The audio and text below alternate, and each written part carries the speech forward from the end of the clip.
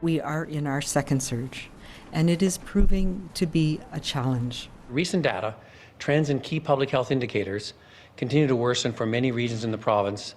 BC and Ontario, two provinces trying to control the second wave of this pandemic, but BC is taking a more targeted approach. The province is asking residents to restrict close interaction to members of their own household. Religious gatherings are also suspended, but indoor dining and restaurants still allowed. Gyms, salons, stores can stay open. Ontario, as we've told you, has announced a lockdown in Toronto and nearby Peel as of Monday. Gyms and personal care services like barbers, salons will be closed. Restaurants and non-essential retail stores can only open for pickup or delivery. So why the different strategies, and will one be more effective? We're joined now by infectious disease specialist Dr. Srinivas Murthy, who's in Vancouver, and Dr. Zain Chagla in Mississauga. And Dr. Murthy, I want to start with you. As you know, case numbers here in BC rose sharply in the last week. What do we know about where the spread is happening? A week or two ago, it was mostly limited to Vancouver and the Lower Mainland more broadly. But over the past week, I think people have seen that it's spread around the province to the north and to the island, which obviously is concerning. In terms of, I guess, which activities are driving the spread, what we do know is, I guess, the gatherings of people are what's driving it: workplaces, healthcare, social gatherings. And that's what's targeting our control measures right now.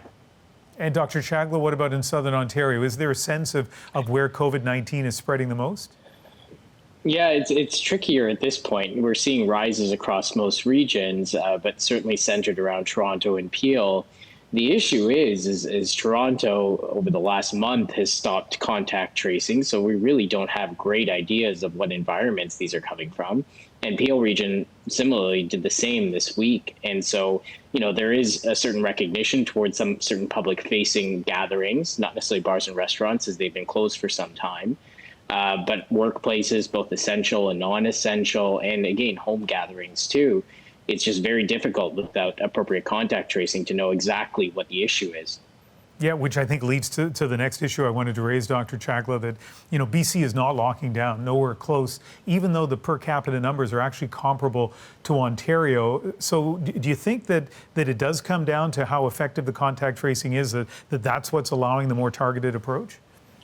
Yeah, absolutely. I mean, I think this is, both places are flying into the storm of the second wave. You have Vancouver and British Columbia, where you have a navigation system that allows you to establish workplace safety, audit it, and again, have a safety blanket of contact tracing if things get worse, to understand where it's coming from, react to it, and get people tested appropriately.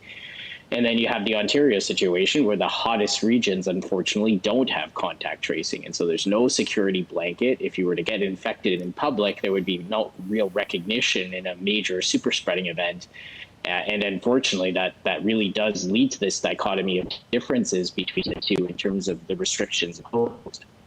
Yeah, so Dr. Murthy, if you or I were to walk into downtown Vancouver, tomorrow, it would seem kind of normal, right? And we can both go to restaurants, just not at the same table because we have to be within our household group. How do you feel about the approach here in BC? Do you think it's going to be successful? Well, obviously, I hope so. And a lot of it is contingent, as Dr. Chagla mentioned, about our ability to keep a track of things and whether contact tracing is adequate to stop this spread. So for now, I'm confident that this approach will work. But that being said, we'll see how these next few days pan out. Dr. Chagla, you co-authored a commentary in the Toronto Star last Sunday, and it kind of pointed out the disproportionate number of people in the South Asian community who are getting infected with COVID-19, and that, a lot of things have to be done to try to change that. Has your message had an impact? Yeah, I think so. I mean, there certainly have been a lot of conversations at different levels with religious leaders, community leaders, a lot of advocacy that's been done, and even with some political leaders. I think it started a conversation, which is important. I think there is still a lot of work to go, particularly in this population. And, we're hearing about global restrictions today, but there is still a role for vocal stuff in the Peel region, particularly to work on this population, like paid sick leave, better testing and tracing, and incentivization to testing.